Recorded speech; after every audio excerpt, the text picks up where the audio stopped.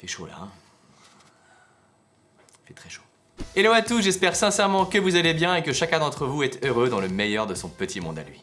Les amis, ça y est, je crois que je suis officiellement ce qu'on peut appeler un parent. Là vous allez me dire, Kevin, tu débloques, arrête les morning routines, la méditation et les shakers de protéines. Ça fait plus de 2 mois que t'es papa. Alors oui, je sais, ça fait plusieurs mois que je suis papa, mais avec ce qui s'est passé récemment, j'ai officiellement obtenu ma carte de membre du club des vrais parents. D'ailleurs, je les ai eu au téléphone, ils vont me l'envoyer bientôt. Bon, je vous explique. En fait, je crois que tu comprends vraiment ce que c'est que d'être parent le jour où t'as ta première grande frayeur pour ton enfant. Là, tu comprends un truc. Et moi, j'ai compris à ce moment-là que la vie pouvait basculer en une fraction de seconde. Alors là, vous vous dites sûrement, mais Kevin, c'est quoi ce mystère? Raconte-nous ce qui s'est passé. Milo va bien? Alors oui, rassurez-vous, tout le monde va bien. Il nous est juste arrivé un truc qui arrivait à plein de gens en fait. Il n'y a pas eu de conséquences graves. J'aurais pu m'arrêter au fameux plus de peur que de mal et reprendre paisiblement le cours de ma journée et aller me faire un petit shaker de protéines vegan par exemple. Très bon. Mais bon, moi j'ai choisi de prendre ça comme un signal d'alerte, comme on en a souvent dans la vie. Tu sais, ce genre de truc bénin qui peut t'arriver sans conséquences graves sur l'instant, mais qui est juste là pour te rappeler que si tu continues tranquillement sur ce chemin-là, eh ben ça peut donner lieu à des conséquences, disons, plus fâcheuses. Je suis sûr que ça vous parle. C'est un peu comme une petite piqûre de rappel de la vie. Un peu comme un vaccin qu'on t'inoculerait. Alors pour tous ceux qui savent pas, le vaccin, le principe c'est qu'on va t'injecter une petite quantité du virus pour que tu développes ton immunité et que tu puisses t'adapter et faire face au vrai virus méchant quand il va arriver. La différence c'est que dans le cadre du vaccin, l'immunité elle se fait de manière assez organique, c'est ton corps qui réagit. Mais dans le cadre de ce qui nous est arrivé, ça implique une démarche mentale, une espèce de prise de conscience. Donc un effort de ta part. Et c'est très souvent pour ça dans la vie qu'on veut pas voir les signes avant-coureurs d'un truc grave qui peut nous arriver. Mais si t'analyses bien la situation, tu te rends compte qu'à chaque événement fâcheux, il y a eu ça et là des alertes qui ont conduit à l'événement. Mais que t'as choisi de pas prendre en considération et de continuer paisiblement le cours de ta vie. Après tout, bien souvent, plus de peur que de mal. Je vous raconte. C'était l'heure du bain. Une situation qu'on avait déjà vécue plusieurs fois tous les trois. À chaque fois, c'est un moment de connexion, de partage, de bien-être. Quel suspense. Bon, là on était chez ma mère, donc une autre configuration, mais bon, une baignoire, ça reste une baignoire, et comme d'habitude, tout se passe à merveille. Arrive le moment du shampoing, et là vous vous dites sûrement, elle est chiante ton histoire. C'est pas faux. Je m'empare machinalement du shampoing sans me rendre compte que c'était pas le même savon que d'habitude. Alors d'habitude on utilise une espèce de crème un peu compacte qui mousse pas du tout, et là c'était un savon plus liquide et qui mousse beaucoup. Elle est chiante ton histoire. C'est pas faux. Alors pas vraiment à ce que je fais et absorbé par le fait qu'on doit aller faire des courses et qu'il est déjà 15h, je verse le savon dans la main de Maud sans m'apercevoir que le débit est plus important que celui de d'habitude et que sa main est près du visage de Milo. En une fraction de seconde, le savon déborde de la main de Maud, Milo à ce moment-là il tourne la tête du mauvais côté et le savon coule un peu sur son visage et rentre dans sa bouche. On s'en est aperçu parce que à un moment il est devenu tout rouge, il s'est mis à hurler et il y a de la mousse qui est sortie de sa bouche. Donc là, vent de panique. La suite, vous la connaissez. Geste de premier secours, appel du 15 dans la panique, urgence, vomissement, monitoring. Et après plus de 3 heures passées à l'hôpital, on a pu rentrer tranquillement à la maison, tout est rentré dans l'ordre. Plus de peur que de mal. Alors les parents qui vont regarder cette vidéo, ou peut-être même vous qui n'avez pas encore d'enfants, vous allez vous dire, bah ça va Kevin, il a juste avalé un peu de savon.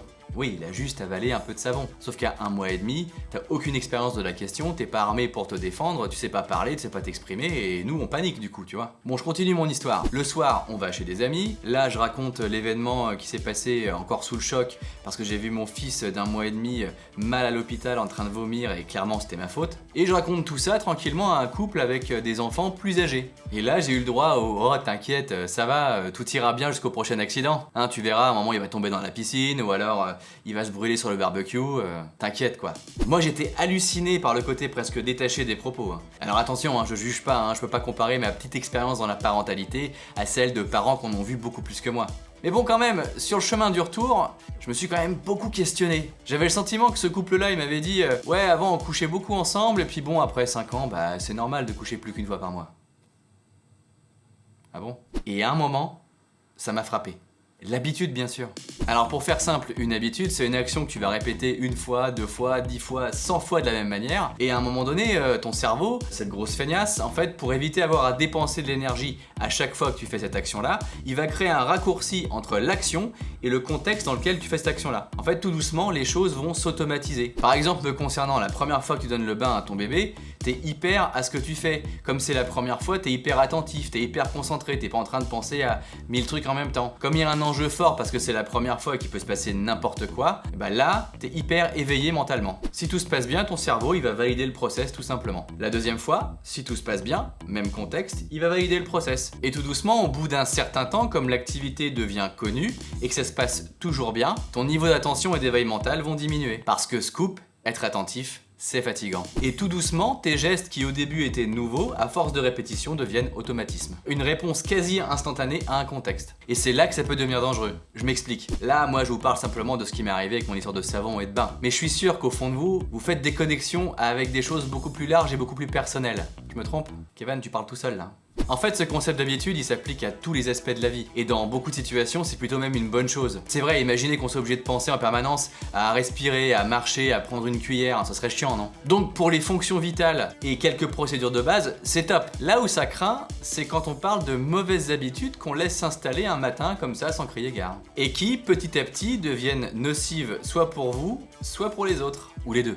Mais bon, elles deviennent jamais nocives du jour au lendemain, c'est plus vicieux que ça une habitude. Perso, je suis quand même convaincu qu'il faut pas prendre tout ça à la légère. Parce que c'est quand même le meilleur moyen de glisser doucement mais sûrement vers une vie dans laquelle tu remets plus rien en question, dans laquelle tu progresses plus mentalement, qui perd tout doucement de sa saveur. Et un matin, tu te réveilles et tu sais pas pourquoi, bah t'es plus heureux. Ça y est, c'est un peu le concept des crises existentielles. Et c'est comme ça que du jour au lendemain, t'as des gens qui se réveillent, et qui plaquent femmes et enfants et qui font des actions hyper excessives. Tout ça pour retrouver un petit frisson de vie, une excitation. Et ben figure-toi que l'excitation, c'est juste un moyen de rétablir de l'éveil mental dans ta vie. En toute sincérité, avec le recul, si t'y réfléchis bien, tu peux pas partir d'une vie dans laquelle t'es heureux et arriver à une vie dans laquelle t'es malheureux comme ça par le fruit du hasard, par la faute, t'as pas de chance. C'est bien qu'à un moment tu t'es résigné tout doucement, t'as arrêté d'être éveillé et t'as arrêté d'être simplement conscient que t'as une responsabilité dans ce qui s'est passé. Qu'être heureux et de le rester, en fait, c'est notre responsabilité au quotidien, dans tous les aspects de notre vie, la famille, le travail et le couple.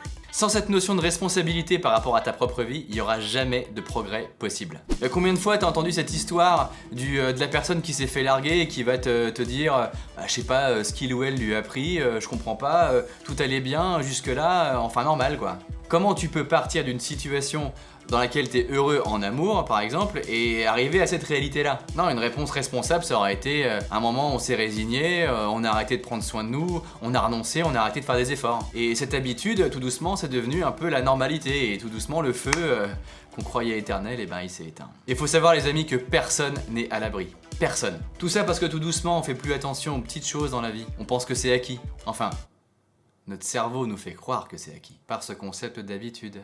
La bonne nouvelle, les amis, c'est qu'il est jamais trop tard dans la vie pour rectifier le tir, pour modifier la trajectoire que prennent les événements. Ça implique de savoir lire ces signaux d'alerte dont je parlais et de les prendre en considération. Donc de rétablir de l'éveil là où on s'est laissé tout doucement endormir par la vie. Et plutôt que de lutter en permanence contre le réel, en le fantasmant tel qu'il devrait être ou en vivant dans les regrets du passé, il faut s'efforcer de se connecter à lui, ici et maintenant, sans jugement, et se demander qu'est-ce que je peux enlever de ma vie qui me rend malheureux, ou sur quels aspects de ma vie je peux agir maintenant pour me rapprocher petit à petit de la personne que je veux être et de la vie que je veux mener. Et tout ça, les amis, ça s'appelle l'ajustement. Et moi, je suis intimement convaincu qu'être heureux, c'est juste une succession de micro-ajustements dans la vie. Tu réfléchis, t'agis, tu t'ajustes. C'est ça en permanence.